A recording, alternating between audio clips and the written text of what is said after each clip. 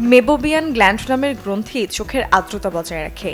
Makeup সামগ্রী ব্যবহারের ফলে অনেক সময় এসব মেবোবিয়ান গ্রন্থির মুখ বন্ধ হয়ে চোখে শুষ্কতা দেখা দেয়, আর চোখ শুষ্ক হলে চোখের ব্যাকটেরিয়া এবং ভাইরাসজনিত সংক্রমণের আশঙ্কা বেড়ে যায়।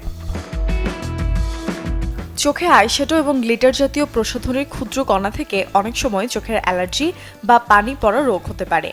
কন্ট্যাক্ট লেন্স ব্যবহার করার সময়ও সাবধানতা অবলম্বন না করলে চোখের মণিতে ইনফেকশন হতে পারে বা মণির উপরের স্তর উঠে যেতে পারে।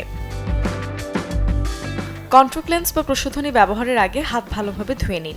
মেকআপের পাশাপাশি কন্ট্যাক্ট লেন্স ব্যবহারের প্রয়োজন হলে আগে কন্ট্যাক্ট লেন্স পরে নিন, তারপর প্রসাধন ব্যবহার করুন। কোনো অবস্থায় চোখে কন্ট্যাক্ট লেন্স ও মেকআপ নিয়ে ঘুমাতে যাবেন না। সাথে লক্ষ্য রাখুন প্রসাধন সামগ্রীর মেয়াদ ঠিক আছে কিনা। মেকআপ সামগ্রী শুষ্ক স্থানে রাখুন। ভেজা ও স্যাঁতসেঁতে জায়গায় রাখলে তাতে ব্যবহৃত প্রিজারভেটিভ ক্ষতিগ্রস্ত হয়, জীবাণু সংক্রমণ ঘটে। বিরত থাকুন একজনের ব্যবহৃত প্রসাধনী অন্যজন ব্যবহার করা থেকে।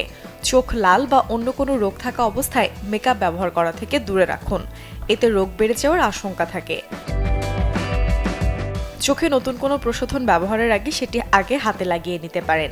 কিছুক্ষণ অপেক্ষা করুন, কোনো প্রতিক্রিয়া না হলে এবার চোখে ব্যবহার করতে পারেন। Desk report, channel 24।